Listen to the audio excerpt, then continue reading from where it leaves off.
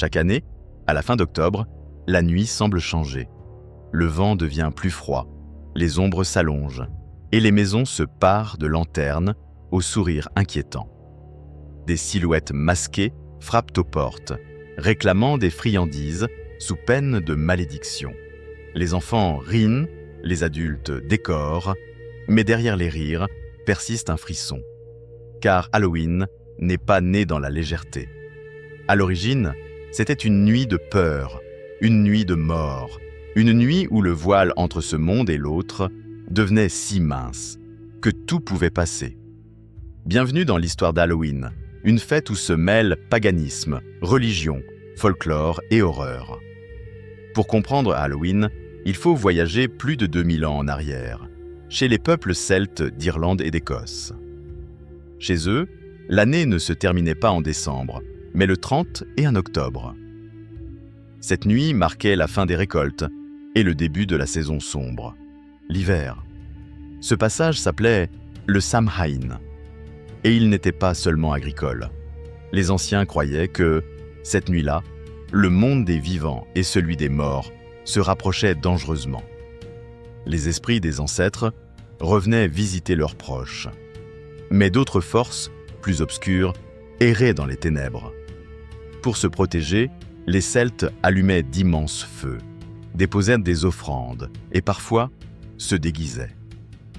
En prenant l'apparence de créatures effrayantes, ils espéraient tromper les revenants. Imaginez un village celte plongé dans la nuit. Autour des flammes, des silhouettes masquées, des visages peints, des animaux sacrifiés. Un mélange de célébration et de peur.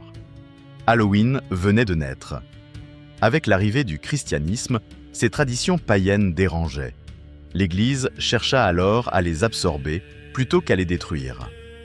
Au IXe siècle, elle fixa le 1er novembre comme fête de la Toussaint, destinée à honorer les saints et les martyrs. Le lendemain, le jour des morts complétait la célébration.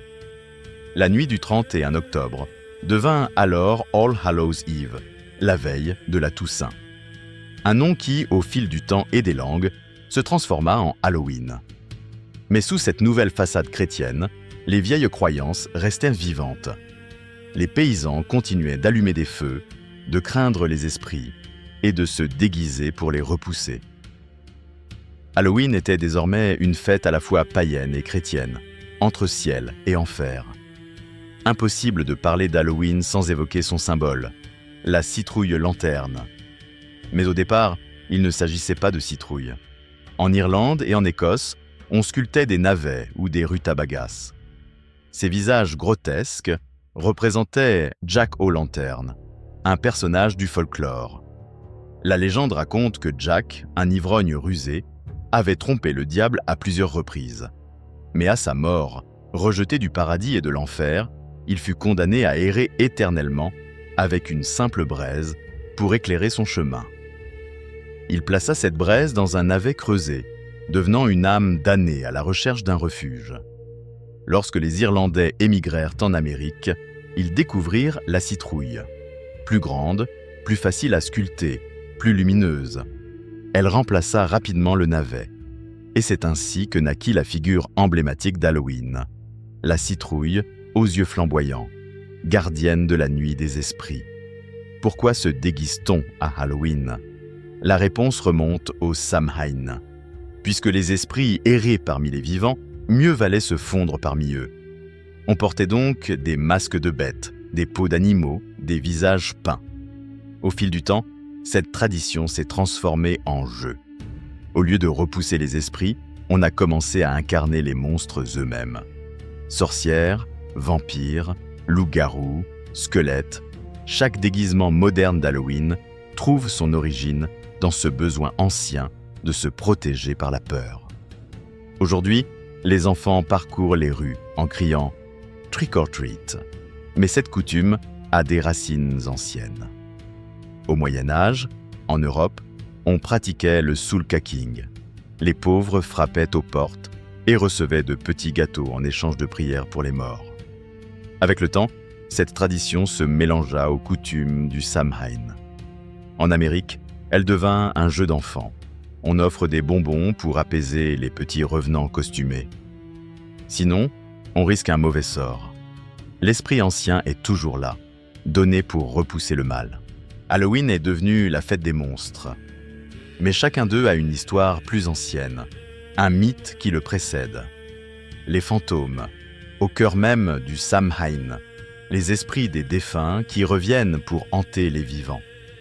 Les sorcières, figures diabolisées au Moyen-Âge, associées au sabbat et au pacte avec le diable. Les vampires, héritiers des Strigois roumains et des revenants buveurs de sang d'Europe de l'Est.